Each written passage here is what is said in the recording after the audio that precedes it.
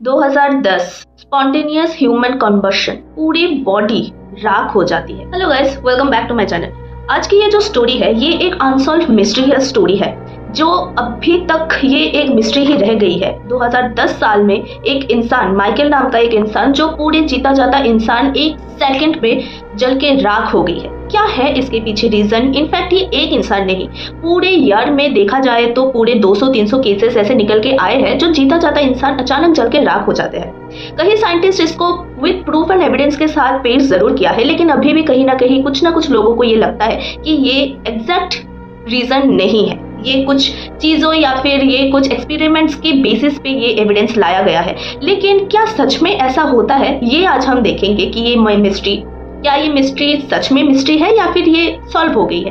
तो चलिए डीप से जानते हैं। 2010 में माइकल नाम का एक इंसान पूरे घर में अकेला रहता था। वो एक दिन अचानक एक कुर्सी पे बैठा था और अचानक उसके शरीर में आग लग गया। आग निभने के बाद सारे पुलिस एंड फायर ब्रिगेड वगैरह आया और आगे देखा कि पूरे कुर्सी में उसका मतलब जो शरीर है उसका सिर्फ राख उस कुर्सी पे पड़ा हुआ है। ना वो कुर्सी जली है, ना कोई एविडेंस मिला है कि आग किससे लगी है। बस यूं ही उस पूरे शरीर का राख उस सोफे पे पड़ा था, सिवाय उसकी उंगली और पैर छोड़ के पूरा शरीर जल गया था। इसके पीछे रीजन क्या है? सिर्फ उंगली और पैर नहीं जला वगैरह। साइंटिस्ट वगैरह उस राख को लेके टेस्ट वगैरह किया, एक्सपेरिमेंट वगैरह किया। उसको पता चला कि आग लगने की वजह से तो हुआ है, लेकिन ये आग आया कहां से? ना कोई आग का कोई भी चीज उसके पास था, ना ऐसा कोई सोर्सेस था कि वो आग के सामने बैठा था, कोई नहीं। लेकिन उसका जला भी तो सिर्फ शरीर जला, ना वो कुर्सी जला, ना उसकी पैर जला, ना उसकी उंगलियां जला। पर हाँ, एक चीज देखा कि जो मरा था उसके साइड में सिगरेट्स रखा हुआ था। इसका मतलब सिगरेट से उसके शरीर में आग लग गई, या एक छोटे सा चिंगारी की वजह से उसकी पूरा शरीर ऐसे जल गया। क्या ये पॉसिबल है?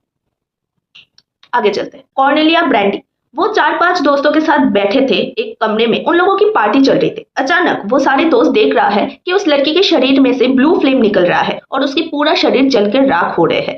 अचानक उन लोगों ने फायर ब्रिगेड को फोन किया है। वो लोग निभाने की कोशिश की, लेकिन आग नहीं बुझी। इसका मतलब इन लोगों के दिमाग में कुछ चल रहा है, ना कोई सोर्सेस, ना कोई आग, मतलब एक्सटर्नल कोई आग नहीं।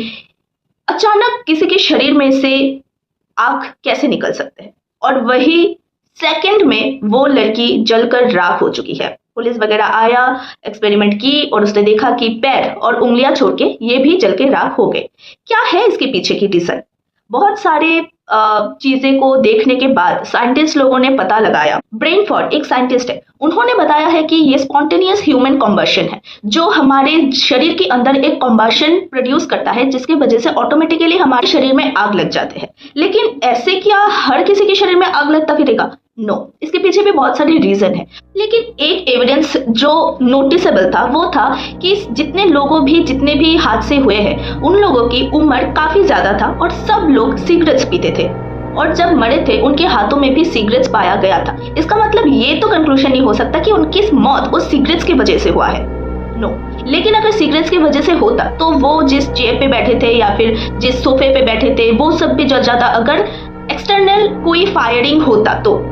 लेकिन पैर उंगली छोड़ के पूरा शरीर कैसे जल सकते हैं? मतलब पैर और उंगली में ऐसा क्या है जिसकी वजह से वो चीज नहीं जल रही? जिस चेयर पे बैठे हैं वो चेयर नहीं जल रहा, जिस सोफे में, जिस बेड पे वो सोए हुए हैं वो बेड नहीं जला, लेकिन बेड के ऊपर उसके पूरे बॉडी जलकर राख हो गई है, जिसको साइंटिस्ट ने वीक इफेक्ट का नाम दिया है। उन लोगों की मानना है कि ये एक ऐसा इफेक्ट है जिसको ह्यूमन बॉडी के अंदर कंबशन के तहत वो प्रोड्यूस होते हैं और वो अपने आप आग लग जाते हैं, और आग लगने की वजह से वो पूरा बॉडी जलकर राख हो जाते हैं। जिसके दौरान उन लोगों ने एक एक्सपेरिमेंट किया है। एक पिग के शरीर को उस लोगों ने लपेट के उनकी स्किन पे आग लगा दिया है, और ऐसा मानना जाता है कि पिग के शरीर में बहुत ज्यादा फैट होते हैं और इंसानों के शरीर में भी फैट होते हैं, और कंबशन जो होते हैं वो फैट के दौरान ही होते हैं। हमारे शरीर में कार्बोहाइड्रेट की कमी हो जाते हैं तो हमारे शरीर में कैंटोन नाम का जो एक केमिकल है वो प्रोड्यूस हो जाते हैं, और वो कैंटोन एक एसीटोन प्रोड्यूस करता है जो हाईली फ्लेमेबल है, जिससे थोड़ा सा भी उस केमिकल का कंबशन की वजह से वहां पर आग लग जाती है। जैसे नेल पॉलिश रिमूवर, आप लोग देख सकते हो कि नेल पॉलिश जो रिमूवर होते हैं वो बहुत हाई फ्लेमेबल होते हैं, सैनिटाइजर हाई फ्लेमेबल होते हैं, परफ्यूम होते हैं, ऐसा ही कुछ कंबशन।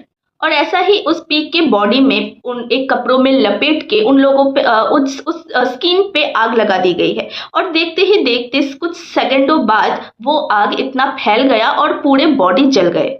आप इंटरनेट पे भी सर्च करेंगे तो देखेंगे कि काफ़ी सारे ऐसे केसेस है, ओवर ए ईयर उसका रेट बढ़ते बढ़ते 200-300 पहुंच गए हैं कि इनके शरीर में अचानक एक ब्लू कलर की फ्लेम आ जाता है अचानक, एंड पूरे बॉडी जलकर राख हो जाते हैं। उसी पीक की मांस को काट कर स्किन के साथ लपेट के कुछ डॉल बनाया गया है और उस डॉल को पूरे दिन एक एसीटोन के एसिड के लिक्विड पे डुबो के रखा गया है। उसके बाद उस एसीटोन पे आग लगा दी गई है एंड उसने देखा कि ब्लू फ्लेम की आग कुछ ही सेकंडों में जल के उस पूरे डॉल राख हो गई है। इसका मतलब इन लोगों एक कंक्लूजन मिला है जिसकी वजह से वो लोग ये बोल पा रहे हैं कि उनकी जो फैट है, मतलब पीक की शरीर की जो फैट है या फिर कोई भी एनिमल की शरीर की जो फैट है, जो सिमिलर है इंसानों की बॉडी की फैट के साथ। फैट के दौरान जो हमारे शरीर में लो कार्बोहाइड्रेट हो जाता है, उसके दौरान जो एसीटोन प्रोड्यूस होता है, वो एसीटोन की वजह से हमारी फैट के साथ कंबशन प्रोड्यूस करके वो आग लग जाते हैं। आग ब्लू फ्लेम का होता है और कुछ लोगों ने कुछ केस के दौरान उन लोगों को पता चला है, मतलब सभी लोग बोला है कि